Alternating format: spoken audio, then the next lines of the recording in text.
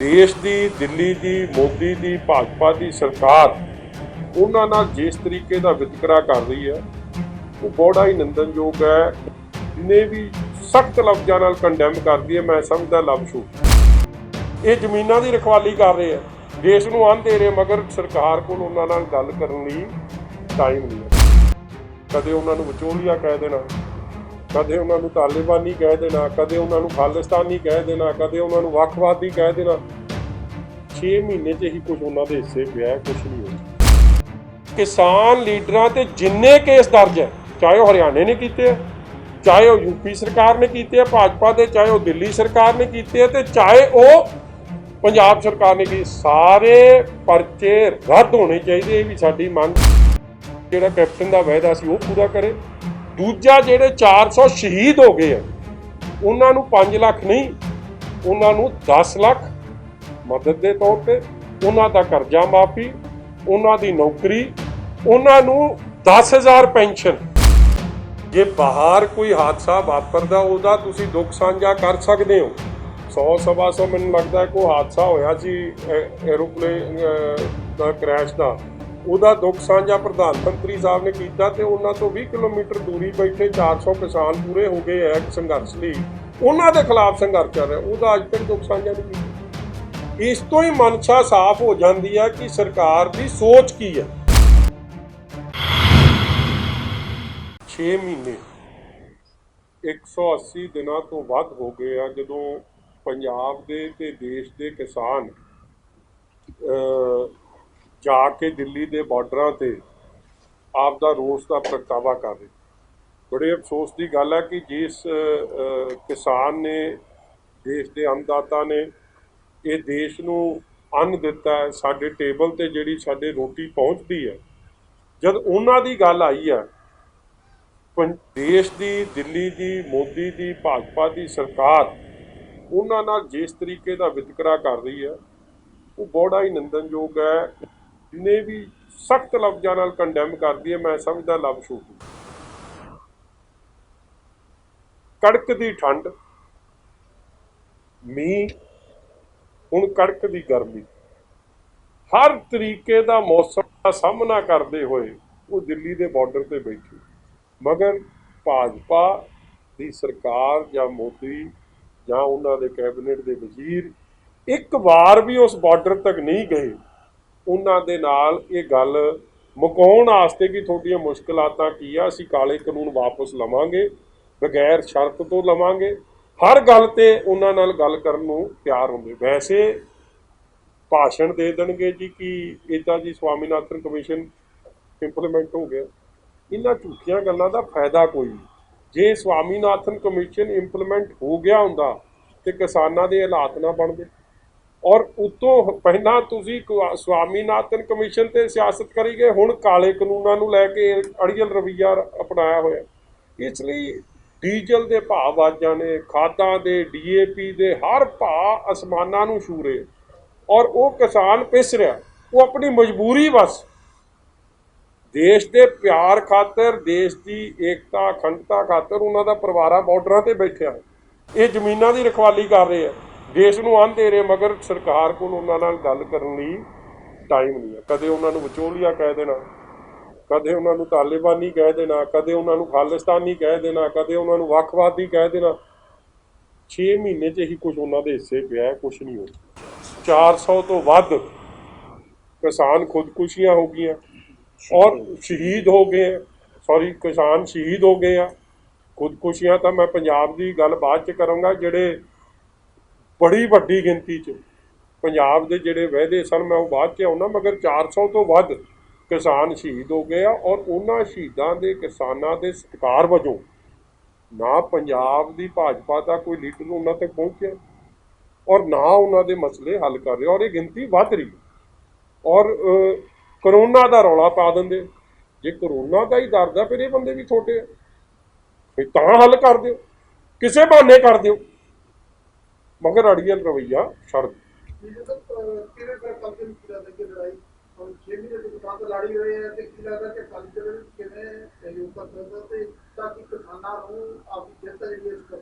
देखो एक गल है, साडा ਸਭ ਤੋਂ ਇਸ ਤੋਂ ਵੱਡੀ ਲੜਾਈ ਕਿਹੜੀ ਪਾਰਟੀ, ਦੇਖੋ ਕਈ ਚਾਹੇ ਉਹ ਕਾਂਗਰਸ ਹੈ ਚਾਹੇ ਉਹ ਆਪ ਹੈ, ਉਹ ਭਾਜਪਾ ਦੇ ਸ਼ੁਰੂ ਤੋਂ ਹੀ ਵਿਰੋਧੀ ਰਹੀ, ਵੱਖ-ਵੱਖ ਸਟੇਟਾਂ 'ਤੇ ਉਹਨਾਂ ਦੇ ਉਲਟ ਲੜਦੀ ਰਹੀ ਹੈ। ਇਸ ਲਈ ਉਹਨਾਂ ਦੀ ਕੁਰਬਾਨੀ ਕੀ ਹੈ, ਉਹਨਾਂ ਨੇ ਤਾਂ ਹਰ ਗੱਲ 'ਤੇ ਉਹਨਾਂ ਦਾ ਵਿਰੋਧ ਕਰਨਾ।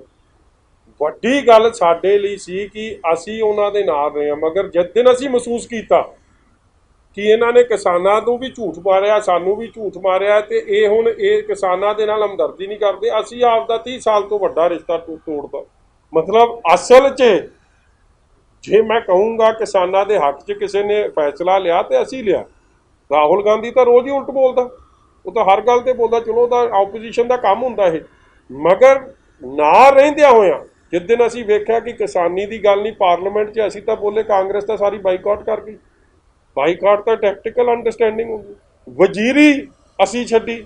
ਇਸ ਲਈ ਮੇਰਾ ਕਹਿਣ ਦਾ ਭਾਵ ਹੈ ਕਿ ਪਹਿਲੇ ਦਿਨ ਤੋਂ ਲੈ ਕੇ ਹੁਣ ਤੱਕ ਭਾਵੇਂ ਪੰਜਾਬ 'ਚ ਅਸੀਂ ਕਾਂਗਰਸ ਦੇ, ਅਸੀਂ ਤਾਂ ਬਾਰ-ਬਾਰ ਇਹ ਗੱਲ ਵੀ ਕਹਿੰਦੇ ਹਾਂ, ਦੇਖੋ ਇੱਕ ਕਾਲੇ ਕਾਨੂੰਨਾਂ ਦੀ ਗੱਲ ਹੈ ਜਿਹੜੀ ਅਸੀਂ ਬਾਰ-ਬਾਰ ਕਹਿੰਦੇ ਵਾਪਸ ਹੋਵੇ। ਦੂਜੀ ਵੱਡਾ ਮੁੱਦਾ ਕੀ ਹੈ, ਕਿਸਾਨੀ ਦੇ ਹਾਲਾਤ ਕੀ ਨੇ।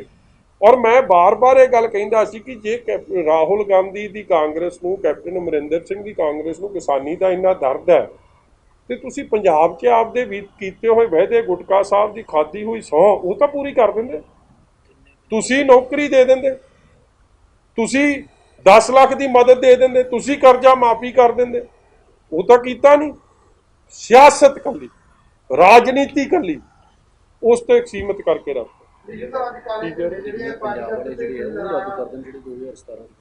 ਔਰ ਵੱਡੀ ਗੱਲ ਹੈ, ਦੇਖੋ ਵਿਧਾਨ ਸਭਾ ਦਾ ਸੈਸ਼ਨ ਬੁਲਾਇਆ ਗਿਆ, ਔਰ ਇਹ ਗੱਲ ਮੈਂ ਸੈਸ਼ਨ ਵੇਲੇ ਵੀ ਕਹੀ ਔਰ ਬਾਅਦ 'ਚ ਵੀ ਉਹ ਗੱਲ ਬੜੀ ਉੱਠੀ ਕਿ ਜਿਹੜੇ ਦਿੱਲੀ ਦੇ ਕੇਂਦਰ ਦੇ ਕਾਨੂੰਨ ਨੇ ਕਾਲੇ, ਉਹ ਕਾਨੂੰਨ ਪੰਜਾਬ ਨੇ ਵੀ ਲਾਗੂ ਕੀਤੇ ਹੋਏ, ਉਹ ਵੀ ਨਹੀਂ ਰੱਦ ਹੋਏ। ਔਰ ਕਿਸਾਨ ਮੰਗਦੇ ਕੀ ਹੈ, ਕਾਲੇ ਕਾਨੂੰਨ ਰੱਦ ਹੋਣੇ। ਤੇ ਕੈਪਟਨ ਅਮਰਿੰਦਰ ਸਿੰਘ ਨੇ ਵਿਧਾਨ ਸਭਾ ਸੱਦ ਕੇ ਕੀ ਕੀਤਾ ਕਿ ਉਹਨਾਂ ਨੂੰ ਰੱਦ ਨਹੀਂ ਕੀਤਾ, ਉਹਦੇ 'ਚ ਤਬਦੀਲੀ ਸੁਜੈਸਟ ਕਰਤੀ। ਤਬਦੀਲੀ ਤਾਂ ਮੰਨਦਾ ਹੀ ਕੋਈ ਨਹੀਂ। they want complete repeal of the laws, ਕਿ ਬਿਲਕੁਲ ਰੱਦ ਹੋਣ।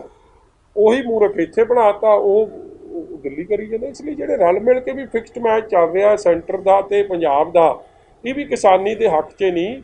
ਔਰ ਕਿਸਾਨ ਲੀਡਰਾਂ ਤੇ ਜਿੰਨੇ ਕੇਸ ਦਰਜ ਹੈ, ਚਾਹੇ ਉਹ ਹਰਿਆਣੇ ਨੇ ਕੀਤੇ ਆ, ਚਾਹੇ ਉਹ ਯੂਪੀ ਸਰਕਾਰ ਨੇ ਕੀਤੇ ਆ ਭਾਜਪਾ ਦੇ, ਚਾਹੇ ਉਹ ਦਿੱਲੀ ਸਰਕਾਰ ਨੇ ਕੀਤੇ ਆ, ਤੇ ਚਾਹੇ ਉਹ ਪੰਜਾਬ ਸਰਕਾਰ ਨੇ ਕੀ, ਸਾਰੇ ਪਰਚੇ ਰੱਦ ਹੋਣੇ ਚਾਹੀਦੇ, ਇਹ ਵੀ ਸਾਡੀ ਮੰਗ ਹੈ। ਔਰ 10 ਲੱਖ ਰੁਪਏ ਜਿਹੜੀ ਮੈਂ ਪਹਿਲਾਂ ਗੱਲ ਕੀਤੀ ਸੀ, ਜਿਹੜਾ ਕੈਪਟਨ ਦਾ ਵਾਅਦਾ ਸੀ, ਉਹ ਪੂਰਾ ਕਰੇ।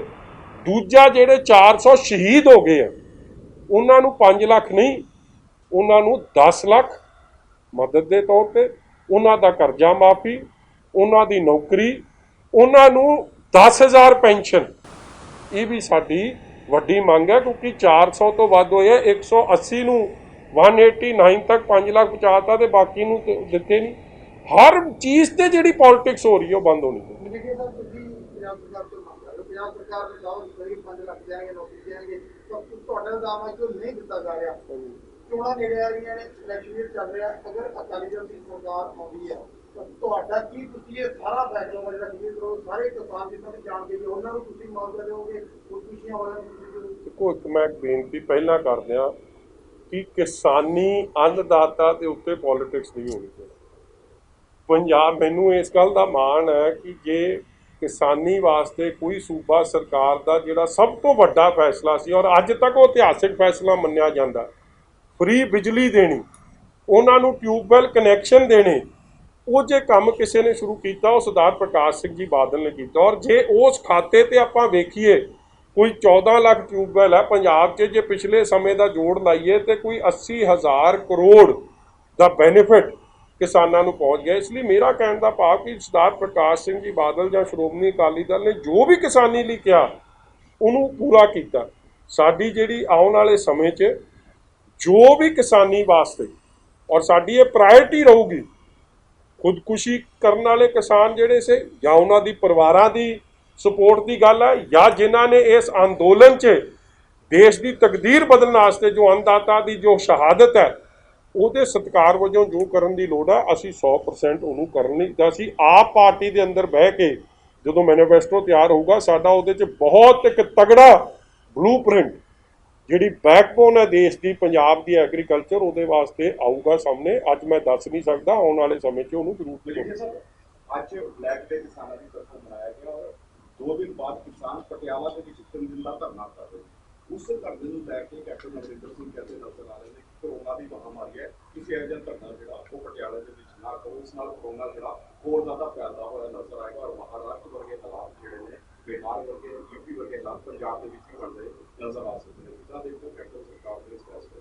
ਦੇਖੋ, ਸਭ ਤੋਂ ਪਹਿਲਾਂ ਤਾਂ ਸਾਰਿਆਂ ਨੇ ਅੱਜ ਜੋ ਸਮਰਥਨ ਕੀਤਾ, 180 ਦਿਨ ਪੂਰੇ ਹੋਣ ਤੇ ਜਿਹੜੇ ਬਾਹਰ, ਤਾਂ ਸ਼ਾਇਦ ਇਹ ਵੀ ਇੱਕ ਰਿਕਾਰਡ ਹੈ ਦੁਨੀਆ ਦਾ ਕਿ ਡੈਮੋਕ੍ਰੇਸੀ 'ਚ, ਲੋਕਤੰਤਰ 'ਚ ਜਿਨ੍ਹਾਂ ਲੋਕਾਂ ਨੇ ਵੋਟਾਂ ਪਾ ਕੇ ਸਰਕਾਰਾਂ ਬਣਾਈਆਂ, ਉਹਨਾਂ ਨੂੰ ਕੜਕਦੀ ਗਰਮੀ, ਠੰਡ, ਮੀਂਹ, ਹਨੇਰੀ, ਝੱਖੜ 'ਚ 6 ਮਹੀਨੇ ਹੋ ਗਏ, 180 ਦਿਨ ਹੋ ਗਏ, ਮਗਰ ਸਰਕਾਰ ਉਹਨਾਂ ਦੀ ਗੱਲ ਨਹੀਂ ਸੁਣ ਰਹੀ।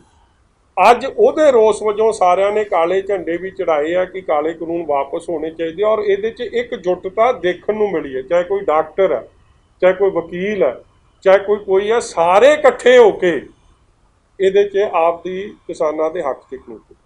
ਦੂਜੀ ਗੱਲ, ਮੈਂ ਜੋ ਕੈਪਟਨ ਅਮਰਿੰਦਰ ਸਿੰਘ ਨੇ ਜਾਂ ਉਹਨਾਂ ਦੇ ਵਜ਼ੀਰ ਸਾਹਿਬਾਨਾਂ ਨੇ ਗੱਲ ਕੀਤੀ ਹੈ ਕਿ ਇੱਕ ਕਹਿੰਦਾ ਜਿਹੜਾ ਸਿੰਘੂ ਬਾਰਡਰ ਤੋਂ ਮੁੜਦਾ, ਇੱਕ ਵਜ਼ੀਰ ਸਾਹਿਬ ਕਹਿੰਦੇ ਉਹ ਆ ਕੇ ਕਰੋਨਾ ਫੈਲਾ ਰਹੇ, ਤੇ ਕਰੋਨਾ ਤਾਂ ਜਿਹੜਾ ਇੱਥੇ ਉਹ ਇੰਨਾ ਫੈਲ ਰਿਹਾ, ਉਹਦੇ ਲਈ ਵੀ ਹੁਣ ਜ਼ਿੰਮੇਵਾਰ ਇਹਨਾਂ ਨੇ ਕਿਸਾਨ ਠਹਿਰਾਤੇ।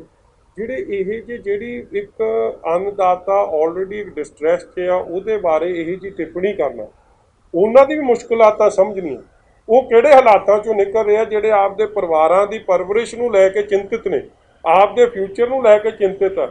ਉਹਨਾਂ ਦੀ ਚਿੰਤਾ ਦਾ ਧਿਆਨ ਕਰਨਾ ਵੀ ਕੈਪਟਨ ਅਮਰਿੰਦਰ ਸਿੰਘ ਦੀ ਜ਼ਿੰਮੇਵਾਰੀ ਬਣਦੀ ਹੈ। ਇਹ ਜੇ ਬੇਤੁਕੇ ਬਿਆਨਾਂ ਦਾ ਕਾਂਗਰਸ ਪਾਰਟੀ ਨੂੰ ਕੋਈ ਲਾਭ ਨਹੀਂ, ਨਾ ਪੰਜਾਬ ਨੇ, ਨਾ ਦੇਸ਼ ਦੇ ਅੰਨਦਾਤਾ ਨੂੰ ਇਹਦਾ ਕੋਈ।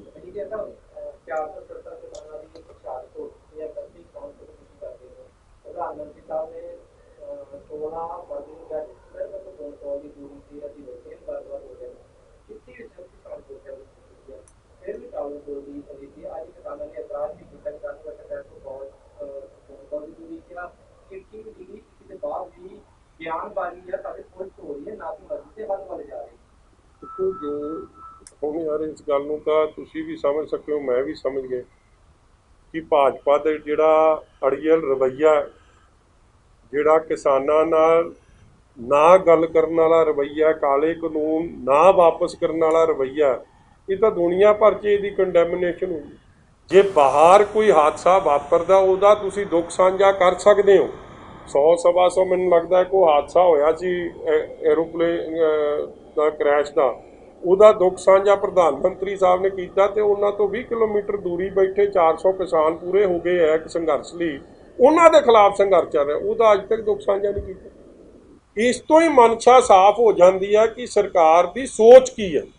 ਔਰ ਅੱਜ ਵੀ ਦੇਖੋ, ਡੈਮੋਕ੍ਰੇਸੀ 'ਚ ਲੋਕਾਂ ਦੀ ਗੱਲ ਸੁਣਨੀ, ਔਰ ਖ਼ਾਸ ਤੌਰ 'ਤੇ ਦਬਲੇ ਕੁਚਲੇ ਵਰਗ ਦੀ, ਅੰਨਦਾਤਾ ਦੀ ਗੱਲ ਸੁਣਨੀ ਸਭ ਤੋਂ ਵੱਡੀ ਜ਼ਿੰਮੇਵਾਰੀ ਸਰਕਾਰਾਂ ਦੀ ਬਣਦੀ ਹੈ। ਮਗਰ ਜੋ ਰਵੱਈਆ ਅਪਣਾਇਆ ਗਿਆ, ਜਿਸ ਤਰੀਕੇ ਨਾਲ ਉਹ ਬੈਰੀਕੇਡਿੰਗ ਹੋਈ, ਦੁਨੀਆ ਭਰ 'ਚ ਉਹ ਖਬਰਾਂ ਗਈਆਂ, ਜਿਸ ਤਰ੍ਹਾਂ ਸੜਕਾਂ 'ਤੇ ਕਿੱਲ ਲਾਏ ਗਏ, ਇਸ ਤਰ੍ਹਾਂ ਲਾਇਆ ਗਿਆ ਕਿ ਪਤਾ ਨਹੀਂ ਕਿਹੜੀ ਬਾਰਡਰ ਫੈਂਸਿੰਗ ਹੋ ਰਹੀ ਹੈ।